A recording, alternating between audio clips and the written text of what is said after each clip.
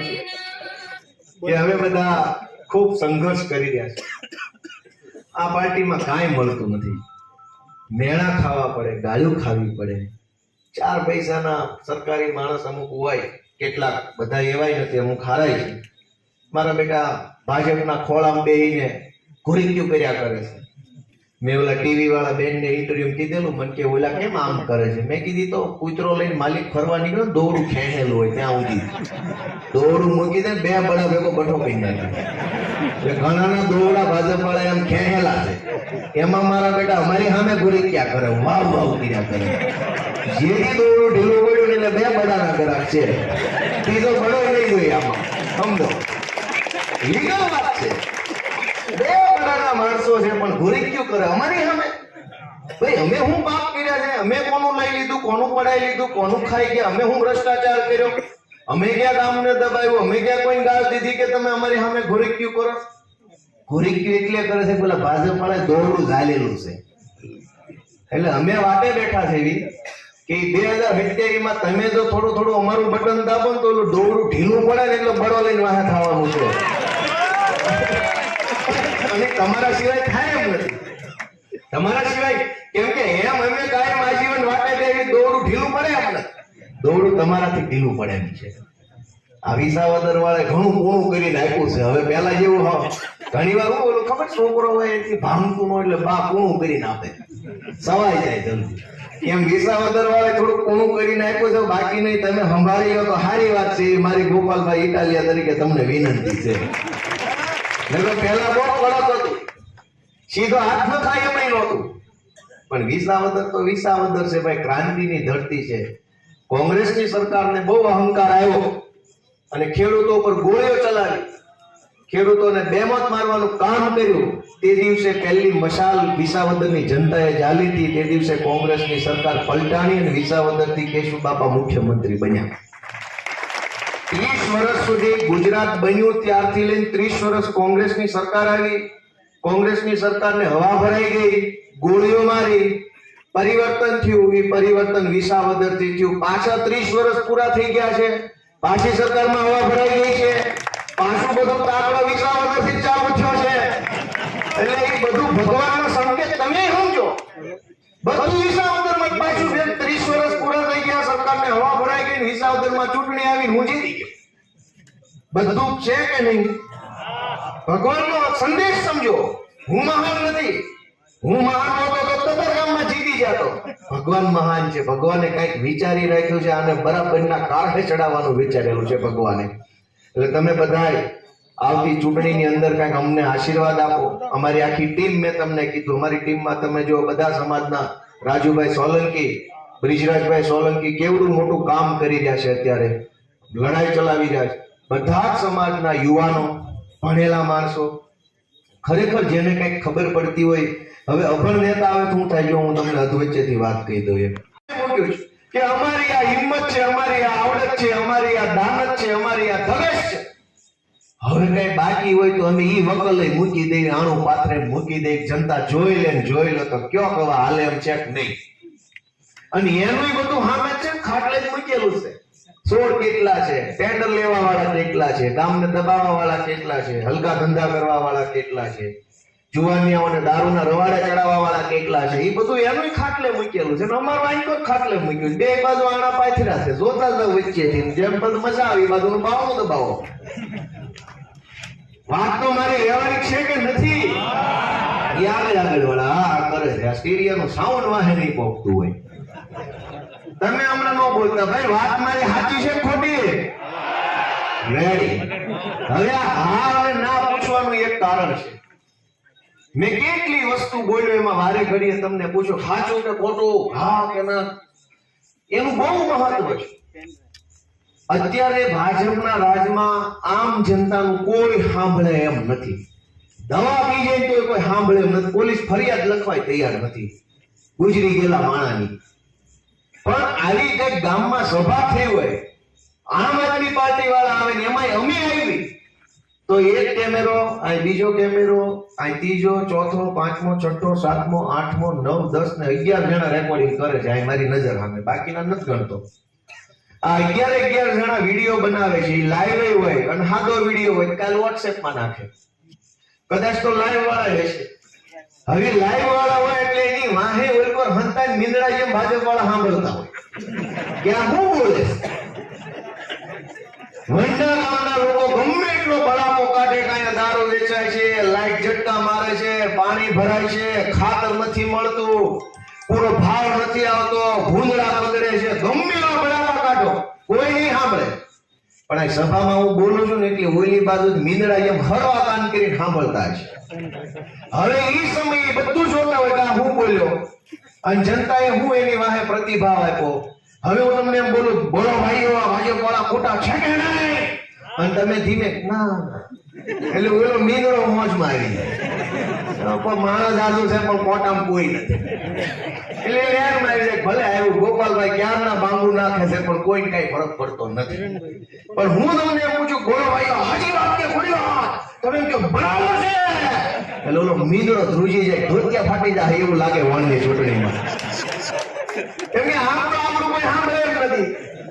અત્યારે બધા સાંભળતા છે હું બોલ્યું, આમ તો ધારાસભ્ય ન મળે પણ અત્યારે જોતા જ્યાં ગોપાલ ઇટાલીઓ અમારા મલકમાં હું બોલી ગયો, એમાં તમારો હોકારો વયો જાય, તમારો પડકારો વયો જાય, તમારી પીડા એના સુધી પહોંચી જાય. એટલે હું પૂછું ને એનો જવાબ આપવાનો મજબૂતીથી, કેમ કે એ બધું ત્યાં જાય છે ડાયરેક્ટ તોડું નાખ્યું છે ત્યાં સુધી.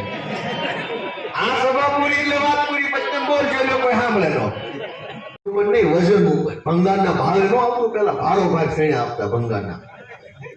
અમારા ગામમાં કાળુભાઈ હતા દેવી પૂજક સમાજના, અત્યારે નથી, હું નાનો હતો ત્યારે અમારા ગામમાં ભંગારની ભારો ભાગ સિંગ ડાળિયા વેચવા આવતા. એટલે આપણને ખબર હોય મંગળવારે લારી આવશે એટલે ગામમાં આટો મારી લે, થોડું ઘણું પ્લાસ્ટિક ને લોઢું પત્તા ન હોય કોકનો ડેલાનો ખીલો કાઢ લેવાનો ભંગારની ભારો ભાઈ ડાળિયા મળે.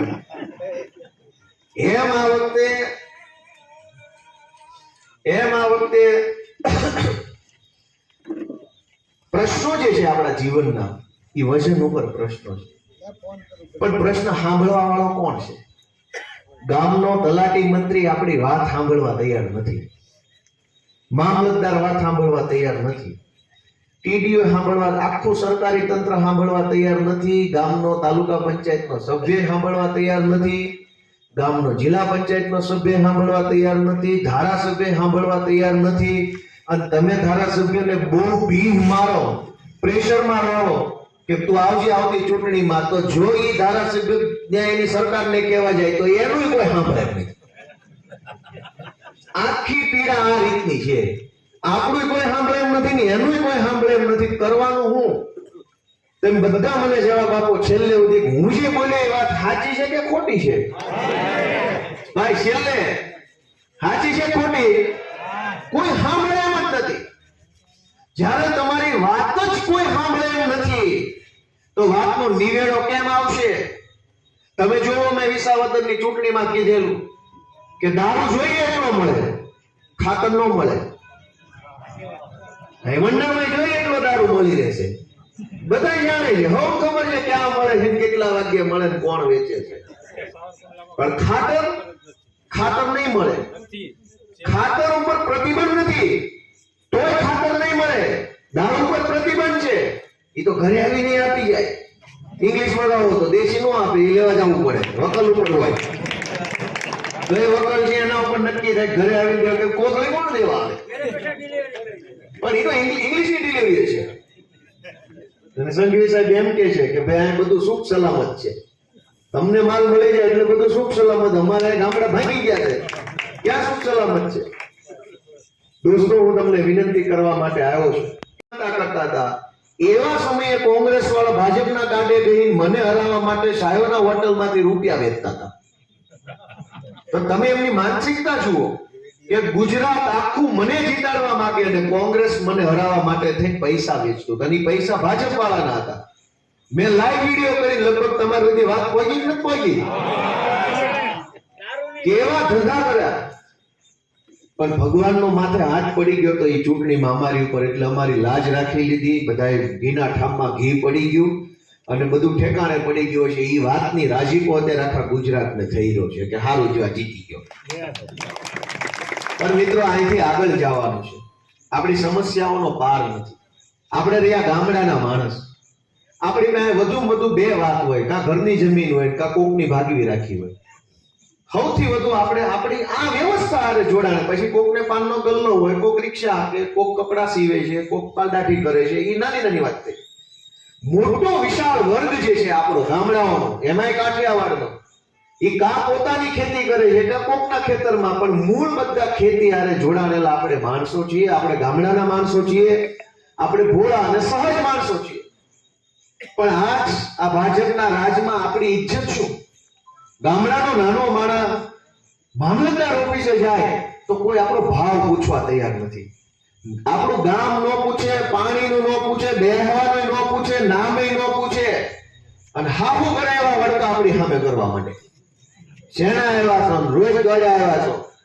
પ્રાંતમાં જાઓ, મામલતદારમાં જાઓ, ટીડીઓમાં જાઓ, પાણી પુરવઠામાં જાઓ, વીજળી વિભાગમાં જાઓ, ક્યાંક ન કરે નારાયણ પોલીસનું કામ પડે પોલીસમાં જાઓ કે બેંકમાં જાઓ, આપણને ગામડાના માણસને ક્યાંય સારો અનુભવ નથી થતો. બધા આપણને ઓશિયાળા કરે છે. મારી વાત સાચી છે કે ખોટી છે? અને એટલી મોટી સમસ્યાઓ છે કે સમસ્યાનું વજન થઈ શકે એમ છે. ગામડાના માણસની સમસ્યા કેટલી છે ને એનું વજન થઈ શકે એમ છે. દરેકના ઘરમાં બે બે થેલી ભરીને કાગળિયા પડ્યા છે, અને થેલીઓ લઈને ફર્યાસ કરે. અહીંયા અરજી આપું, અહીંયા અરજી આપું, પ્રાંતમાં આપું, મામલતદારમાં આપું, ટીડીઓ ના આપું તો કે અમારામાં નું આવે, ઓલામાં આવે, ઓલામાં કે અમારામાં નું આવે, આનામાં આવે. છેલ્લે પછી એમ કેવું પડે કે આપણે જ કોઈનામ નથી આવતા, અને કઈ માણસ નહીં આવતા હોય. બધાના ઘરે થેલીઓ ભરેલી છે કાગળિયાની. જમીનના પ્રશ્નો, રસ્તાના પ્રશ્નો, ખેતરે જવાના માર્ગના પ્રશ્નો, થાંભલાના પ્રશ્નો, લાઈટના, ગામના રોડના પ્રશ્નો, બેંકના પ્રશ્નો છે કે નહીં? બધાના ઘરમાં એક એક બબ્બે થેલી. વજન ઉપર પ્રશ્નો છે આપણી જિંદગીમાં. એક બે મહિનાથી એમ કાણી વાળું મોઢું લઈને ફરે છે, દાંત કાઢવાનો ગાળો મળતો નથી એક મિનિટ. કઈક હું કઈક બોલ્યો સહેજ મન કેવા થાય તો મારું કઈક નિવેદન આવે, મારું ન હોય તો કોક કઈક વિડીયો બનાવજો, જો વિસાવદર વાળી થાય તો વળી કાણી મોઢું લઈને પડે. વિસાવદરના ખેડૂતોએ એવી કમાલ કરી કે 30 વર્ષથી જે લોકોએ, જે ભાજપ વાળાએ જનતાના મોઢાનું હાસ્ય સીનવી લીધું હતું ને, એ જનતાના મોઢા પર હાસ્ય જેને ઓલી બાજુ કાંઈ બેહી ગઈ છે, ઊંધું થઈ ગયું. નકર પેલા ભાજપ વાળા કાયમ આમ કુકડા જેવા થઈ ફરતા હોય ને આમ ગાલ કાઢી ગયા હોય, મજા કરતા હોય, પબ્લિક ના ગાલ અંદર વિયાઈ ગયા હોય. વર્ષોથી આવું હાલ્યું. પણ આ વિસાવદરની ચૂંટણી એ કઈક ઈશ્વરનો સંકેત છે. નહીતર હું છું, હું તો બહુ નાનો માણસ છું. આ અમારું અહીંયા ટીંબી ગામ છે, સાવરકુંડલા વાળાને વધારે ખબર હોય ગુરુજીના કારણે. અમારા નિર્દોષાનંદજી મહારાજ કુંડલામાં ખૂબ બધો સત્સંગ છે, અને અમારા ગામમાં મંદિર છે મોટું, હોસ્પિટલ વાળું. હવે એવા હતા નાના એવા ગામમાં હું જન્મો, ખેતી મજૂરી કરતા માણસો છીએ. આપણને રાજકારણ આવડે નહીં.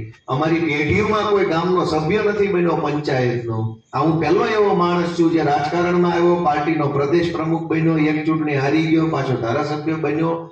તો અમારી જેવા નાના માણસોને અવડી મોટી તક મળી છે, એ ભગવાનનો કઈક સંકેત છે, કઈક નવા જૂની થવાની છે એવો ઈશારો ભગવાનનો ગણાય. સરકાર બને ને આપણા બધાની પીડા ઓછી થાય એવું કામ અમારા હાથે થાય, અમને ભગવાન એના નિમિત્ત બનાવે, એની મહેનત અમારી છે. એટલે હજુ બહુ લાંબો રસ્તો છે. આ તો એક પહેલું પગથિયું ચડ્યા. પણ પહેલું પગથિયું ચડ્યા એનો હરખ કેવો છે? સામાન્ય સંજોગોમાં વિધાનસભાની ચૂંટણી પૂરી થાય અને કોઈ માણસ ધારાસભ્ય બની જાય તો પરિણામ પછી 2 કે 3 દિવસ સુધી બધો દેકારો રહે, ચોથા દિવસથી હવ કામે લાગે. આ મને પહેલું એવું સૌભાગ્ય મળ્યું છે કે મત ગણતરી પૂરી થઈ એના 2 મહિના પૂરા થઈ ગયા, ઉપર અઠવાડિયું વયું ગયું, તો એવો ને એવો હરખ આખા ગુજરાતમાં છે. લોકો ખુશ જ છે, નકરી મજા જ આવ્યા કરે છે, મજા વધતી જાય છે, નકરી મજા વધતી જાય છે. આવું શું કામ થાય છે? આવું એટલા માટે થાય છે કે હવે લોકોને એક આશા બંધાણી કે કાંઈક થાય, કાંઈક હવે થાય. એ આશા બંધાણી એટલે લોકો ખુશ થયા. લોકોનામાં હિંમત આવી બોલવાની એટલે લોકો ખુશ થયા. લોકોમાં આત્મવિશ્વાસ વધ્યો એટલે લોકો ખુશ થયા. આ વર્ષો સુધી ભાજપ પાર્ટીએ દાબ દબાણ અને દંડાથી સરકાર ચલાવી.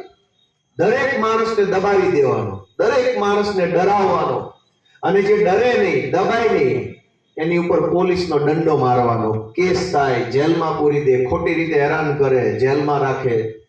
દાબ દબાણ અને દંડાથી 30 વર્ષ સુધી સરકાર ચલાવી અને જનતા ડરી ગઈ, જનતા દબાઈ ગઈ, જનતાને પોલીસની બીક લાગી એટલે જનતા ન બોલે એ વાત તો સમજ્યા.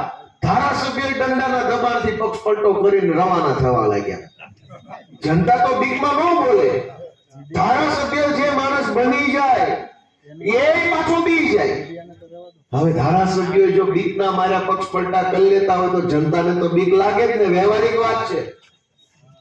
પણ હું પહેલો એવો માણસ છું, મેં ચૂંટણીની પહેલા કીધું હતું કે આખા દેશની ભાજપ પાર્ટીમાં કોઈ માયનો લાલ હોય તો ગોપાલભાઈ ઇટાલિયન એકવાર ડરાવે તો ખરા. અમે જોઈએ તમે કેવી બીક બતાવો છો. અમારા તમારી બીક જોઈ છે. હું તમારી પાસે એવું કે આખું ગામ બી જાય છે, પણ મને હજુ કોઈ હામો મળ્યો નથી. મેં કેટલી વાર કીધું છે, તમે સાંભળ્યું છે કે આવો આવો બીવડાવો, ધારાસભ્ય બનાવી દીધો વિશાળ દળાવી. હું જો કેવી બીક લઈને ફરો, તમારા કોથળામાં છે હું કાંઈ છે નહીં, કોરે કોરા છે, પણ મારા બેટાનું હાલી ગયું હતું અત્યાર સુધી. એમ ના હાલી ગયું હતું, હાલતું હતું. જેવો હામો કાળ લઈને પાણો આવ્યો લઈ ન લ્યો, કાંઈ આવ્યો એવા મોટા લઈને 2 મહિનાથી ફરજ ભાજપ પર. કાલે તો મોદી સાહેબે આવવું પડ્યું કાંઈ હોક ભાગવા. કાલે હોક ભાગવા આવ્યા હતા કેમ કે 2 મહિના થઈ ગયા. હજુ એકવાર અમિત શાહ આવશે લગભગ દશામ ભેળવવા હાટવા બધા, કેમ કે ધંધા એવા કર્યા છે.